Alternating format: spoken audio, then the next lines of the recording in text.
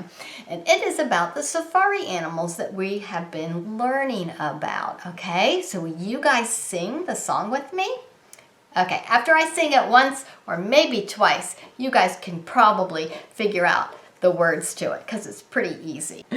Okay, how about this one? We learned about him today. A monkey, he likes to swing on the trees, doesn't he? That's right. Well, a monkey sometimes hollers, so that's what our monkey's gonna do, okay? Okay, you ready?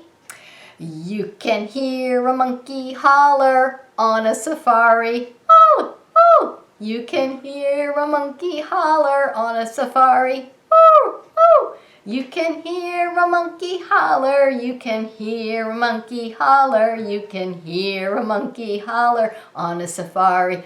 Oh, oh! Good job, you guys! Wasn't that a silly, fun song? This one has a long trunk. A long trunk.